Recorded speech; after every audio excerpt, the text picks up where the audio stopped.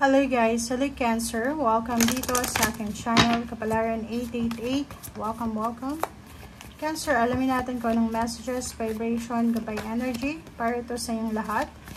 Ito ay money, career, financial reading, pero in general siya. So, tingnan natin kung ano, collective para sa lahat.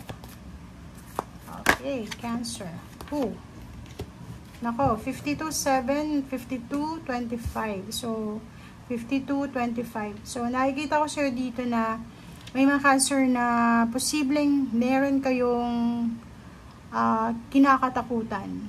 Pwedeng ganon. So, medyo may worries dito, may fear sa usaping salapi. Kasi, pwedeng yung iba, natatakot kayong mawalan ng trabaho, natatakot kayong siraan kayo sa trabaho, natatakot kayong mawalan ng pera, natatakot. So, medyo meron ditong konting takot sa usaping financial. And 25-7, nakikita ko siya dito na mag-iingat ka sa isang Gemini. It's either Gemini, it's either air signs, Gemini, Libra, Aquarius. Kasi pwedeng dayain ka, scam ka, or kung ano man tong mga plano nila para sa'yo. So, nako, comment down below if you are resonated. Pwedeng yung iba, natatakot kayong yung sa trabaho, ang tagal mo nyo sa trabaho, pwedeng yung iba yung mapopromote. So, parang yun yung kinakatakutan nyo. Okay? Family. So, nakikita ko share dito na yun, parang ang kinakatakutan mo dito is yung pamilya. Kung paano nyo may provide yung mga needs ng family nyo if niloko kayo or in-scam kayo. Parang ganun. So, parang yun. Huwag kayong masyadong pakakatiwala this month, lalo sa usaping pera, kahit nga kapamilya, diba?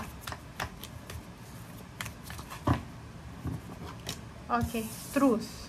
Oh, wow. So, yun. Ito yung matagal na nating tinatanong. So, yun.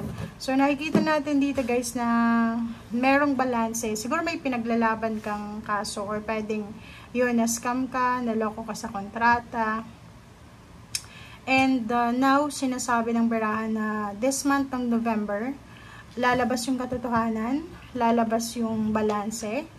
Makakapagsimula ka ulit. Like sa family, di ba? Parang may family dito na buong family na Cancer na bumagsak yung foundation nila. Pwedeng nagkaroon kayo ng tower moment sa month ng siguro last month or pwedeng few months ago or pwedeng years ago. And nag-suffer kayo financially. But this month, sinasabi na yung family mo na nag-suffer dahil sa pangtatraidor, pang-scam, panluloko ng taong ito, ay posibleng makaka-recover kayo. Kasi meron ditong the moon, new beginnings and full moon. So, alpha, omega. So, sinasabi na new and full. So, may magsisimula, may magbubukas ng opportunity para sa'yo and the rest ng family mo. And yung pang-scam sa inyo ay matatapos. Kasi lalabas, it's a revelation, it's a awakening, reawakening, or pwedeng para siyang liwanag na darating sa'yo na makikilala mo kung sino yung mga taong niloloko ka or kung sino yung mga taong dapat mong pagkatiwalaan or kung sino yung mga taong dapat mong iwasan. Okay? So, yung pamilya mo ay magkakaroon ng pagkakataon na makapagsimula ulit. Like, kung nalugi yung business, mag-open ulit kayo ng business or pwedeng kung tungkol yan sa pagta-travel, makakapag-travel ulit kayo or yung iba, pwedeng makakalipat kayo ng relocation kayo ng work or ng career. Okay? Okay.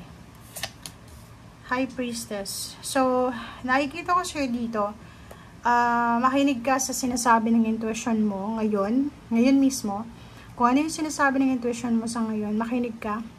Lalo na sa trabaho. Okay? Like may mga actions ka, decision making regarding work, regarding money, na kailangan mong pakinggan yung sinasabi ng intuition mo. Kasi pag hindi mo napakinggan or hindi mo masyadong binigyan ng interest or focus itong intuition mo, magkakamali ka ulit. So, pwede kang ma-scam ulit or pwede kang maloko ulit. Okay? Sa usaping relationship, nakikita natin na pwedeng yung nanloko sa'yo is dati mong karelasyon, dating kaibigan, pero ngayon you're moving on, and the Wheel of Fortune is mayroong new beginnings dito. So, sinasabi ng baraha na siguro itong deceit na to ay galing to sa, pwedeng yung perang iniiyakan mo dati is galing sa dati mong karelasyon, dati mong asawa, or dating ka-live-in, parang ganon. Na siguro yung ipon mo, kinuha niya, ninakaw niya, or yung business partnership to. Kasi itong Knight of Cups is pwede din siya hindi intimate, pwede din siyang partnership sa trabaho. But, nandito yung Wheel of Fortune, sinasabi na on the way ka na sa movement, diba? On the way ka na sa moving on.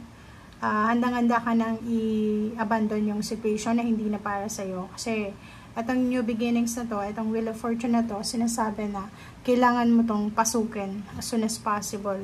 Kasi deserve mo yan eh. Diba? So, 8 of Swords, makakalis ka na sa 8 of Swords na yan. Kasi, andito yun yung 10 of Pentacles eh. So, ibig sabihin yan, buong pamilya, family talaga to eh.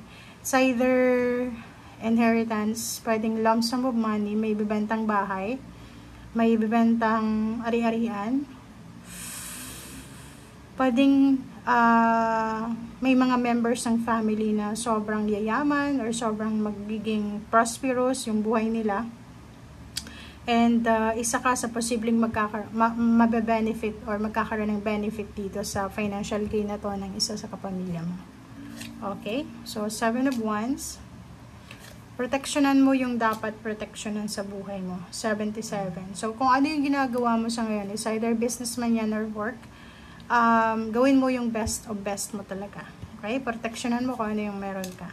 9 of Cups, isang financial and emotional success ang posibleng papasok sa'yo. So, meron kang kapamilya na posibleng magdadala sa'yo ng sobrang kaligayahan. So, nakikita ko sa'yo dito, the Tower, 7 of Swords, tapos the Lovers.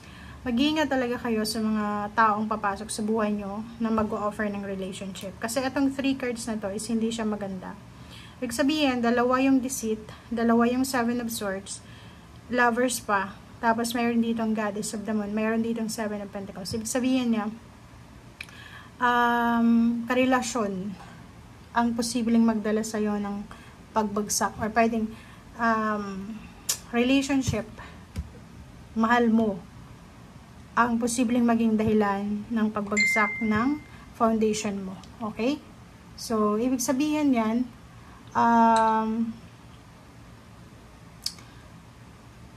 may mga pagbabago na posibleng kailangan mong gawin as soon as possible siya. Okay? Tingnan mo. Kasi itong The Lovers, sinasabi siya ng The Lovers na to, na pwedeng siya yung nanloko sa'yo or nanluloko na posibleng marireveal. Diba? So, syempre pag mahal mo, mahirap paniwalaan, lalo na kung sa business yan, na hindi ka maniniwala na nanloko kasi karelasyon mo eh, at saka mahal mo. So, dito sinasabi, maging wise ka. Huwag masyadong maging emotional. Dapat maging tuso ka dito. Okay? So, thank you guys for watching. Bye!